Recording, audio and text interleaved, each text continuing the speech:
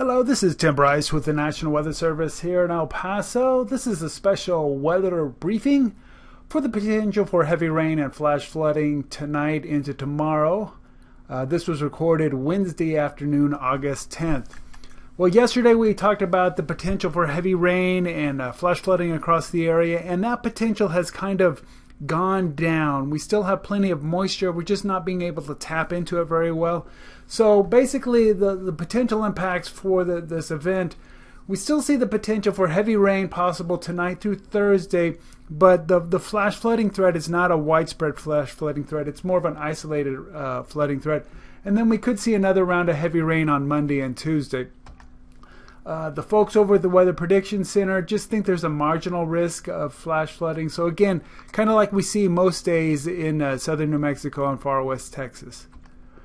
They've knocked down the amount of rain they're expecting to see in the next 36 to 48 hours. They're expecting anywhere from a third of an inch to 2/3 of an inch, maybe up to an inch, and then there could be a couple isolated spots that get a little bit more if you're under one of those thunderstorms.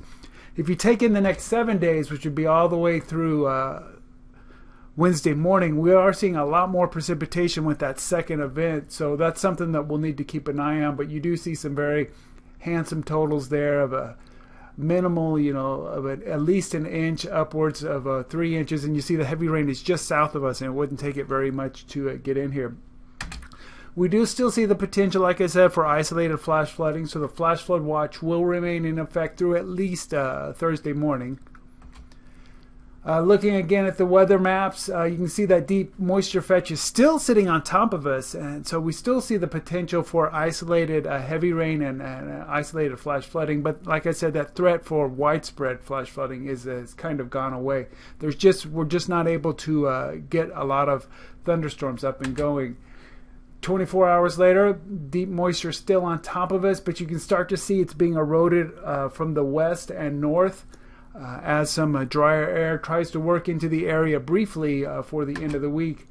Jumping ahead to Monday evening, you see a cold front has moved through the area, and that actually brings the moisture back in. We start to see that deep moisture start to come up. If I jump ahead 24 more hours into Tuesday evening, you can see that moisture, the deeper moisture, starting to rise up on us from the south. So again, we do see a potential for isolated flash flooding through this evening. Then we're going to take a little break. We'll still see chances of rain each day, but then the moisture is going to come back in a big way for the first part of next week. Some uncertainties again today. If we get places that get a lot of sun and heating, they could pop up some thunderstorms, and those thunderstorms that do pop up will be very efficient at making heavy rain. So if you do happen to be under one of those thunderstorms, you could pick up a quick inch or so, and that could lead to that isolated flash flooding. But like I said, we're not expecting a big widespread event.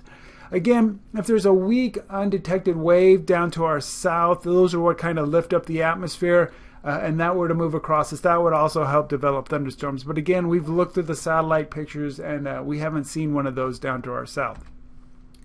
So again, what's in effect for right now is a flash flood watch for the entire area.